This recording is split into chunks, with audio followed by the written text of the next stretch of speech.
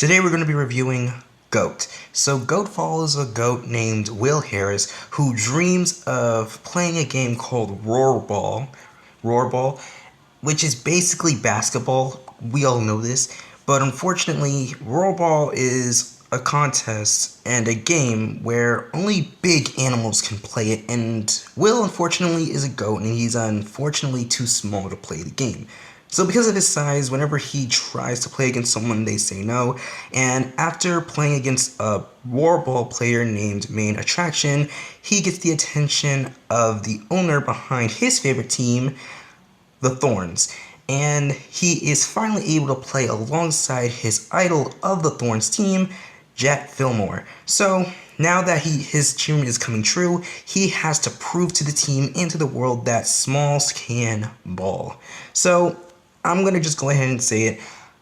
I thought this movie wasn't going to really exist because I think this was last year. I'm certain this was last year. I saw an announcement that this movie was going to be coming out, and this was also like the announcement for it said that it was coming in the theaters a week, and the day that this was announced was on April 1st. I feel like the trace of that information is gone now because of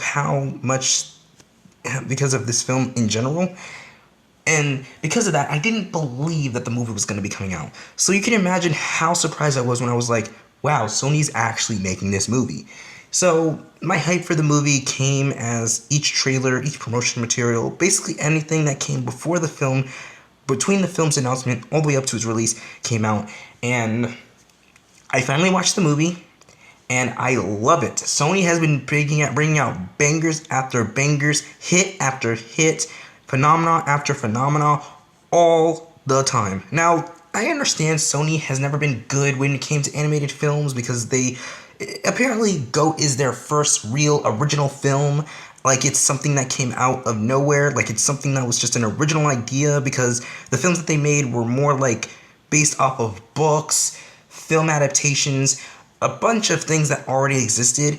I mean, I don't know. I mean, I always thought films like Open Season and Surf's Up were like original ideas, but I guess GOAT was the only real true original film that they made in their catalog of films, in animated films. So there's that. So how do I feel? So if this is the case, how do I feel about GOAT being their first actual original film? One, I like it. The story's amazing, the animation's amazing. I love the character designs. I love everything about the film. It's just amazing, and I really love the world building and how Rollerball is a huge part of the society from which this film is basing itself around. I also kind of find it weird that they put realistic cars in here, and I'm just gonna go ahead and say it.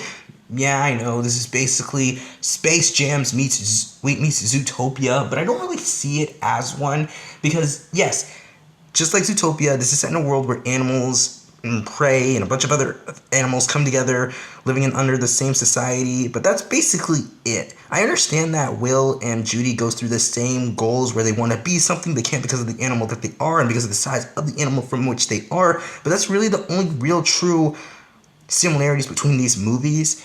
And I'm just going to go ahead and say no. I mean, I guess this is a good predecessor or successor. Yeah, it's a good successor for Space Jams because the sequel to that film is actually bad. I mean, I tried to watch it, but then I come out the other side of the film just not liking it. Like, I love the build-up and what they were doing with this sequel, but we're not talking about this. We're talking about GOAT. And so if you're finished with the first movie, just go to this one. It's better if you just consider that a sequel in some way. Anyway, I get why people compare this to Zootopia and Space Jams, but no, just no. That's enough. But I also really do like how the characters are structured, how they can walk on their two legs, but when they walk on all fours, it doesn't feel unnatural. I don't think you really see a lot of movies where animals run on all fours, and when they do, it's for one scene or for one character. But when you do, and they do focus on that, it does look natural. Kung Fu Panda's done this, Zootopia's done this, and GOAT is also a part of that collection. And that's about it. So, how do I feel about the movie in general? One, I really do love Will's character arc throughout the entirety of the film. I know it's the cliche, I want to be this guy, I want to be like her type of story, but there's something about Will's arc in this one that feels unique, but you know what's going to happen beat for beat. And even though you do know what's going to happen, you still like his development. You still like his drive. You still like what he goes through. You still like how his ups and downs, and you still like that he succeeds at becoming a part of the Thorns. And sure, he also has that cliche dead parent in the movie, which is, yeah, I get it. I do get it. But you can really just sweep that away and still enjoy the film. I also love Will's best friends, how they always support him. They do this thing where the character gets what he wants, but then the manager kind of makes him forget about his friends. I'm glad they don't do this in the story. They actually do stay friends. He never makes a mistake. Will never makes a mistake. He doesn't choose fame over his friends. And when his dreams start to crumble, his friends literally run out to find him and comfort him. I really do love that. Now, they kind of do this with Jet Fillmore, where her character arc is that she can't accept that a goat is on her team, and how she can't accept that Will Harris is the GOAT, even though I get what they were doing in that scene, but I feel like she should have known that too. And I do also like her character arc, how she's getting old. Something was telling me that she was going to leave the team or be a vice coach or one of the coach for the team, because it made it feel like after her leg was broken, they made it feel like as if she was going to leave the team and be a coach with the actual coach of the team, and Will was going to replace her as the big dog. But no, that's not what was happening. She's still going to recover. She's still going to join the team and keep playing. I also do like how the team split up. It did feel forced because of Fillmore, because apparently their manager sold the team and now they're not going to be a team anymore. So I understand why this happened and how it happened and the overall buildup, but it's because of how it happened is that I like it. It's forced. It comes out of nowhere, sure, but when you really think about it, from when it starts all the way up to when it happens, when they just split up, it actually makes a lot of sense. And I do like how they come together and then they finally do that final game. Most games just wait until the final act and then that's when the whole game comes. But in GOAT, there's actually other games that Will gets to play in. Sure, he was benched for the first one, but he actually gets to play in the next one. And he actually proves his place on the team. I do love how the rest of the team actually accepts him after seeing what he can really do because of his size. And they actually accept him as a part of the Thorns. And I do like that they do have some level of a character arc. They're not just there just because they're there. And that's just about it. I also really do like that diss track that Main Attraction makes. Aaron Pierre, I hope I said his name right, played Main Attraction amazingly. I loved his portrayal as Main Attraction.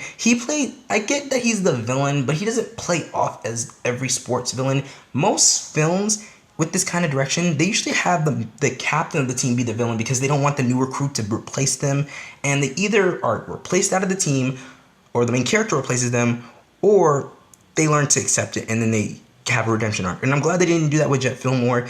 And with Main Attraction, I like that he was just someone who wanted to win. He wanted to beat Will because he humiliated him, and it's because of him that he was able to play with the Thorns. And I really like that he was able to prove that he does belong on the court. And I do really like that he's just trying to beat him just because he humiliated him. His entire purpose seems to be dunking on Will and Fillmore just because of who they are and how they affected him over the course of the film. And I do love his development. And although he doesn't get a proper defeat, like he's taken onto the team or he gets harassed by his team or his fans or stuff like that, the closest to it is that he loses the game and his hair. And I kind of like that they went this route. It's fine that nothing necessarily doesn't bad happens to him. What he gets as a defeat is actually good enough. So, all in all, I really like this movie. Everything about it was great. I do love the animation. It seems like we have to have a Spider-Verse style animation, whether it's for a movie or a TV show, or a TV show with the budget of an animated movie. every year with the hybrid animation of Spider-Verse, and this year it is GOAT. All in all, I actually enjoyed it. It was an amazing film. It had a good beginning, middle, and end. All the characters felt like they belonged here. It didn't feel out of place. Everyone and everything in this movie just felt right to me, and I'm just glad that I was able to watch it. So here's my rating. I'm going to give the story a 10 out of 10 and the movie a 10 out of 10.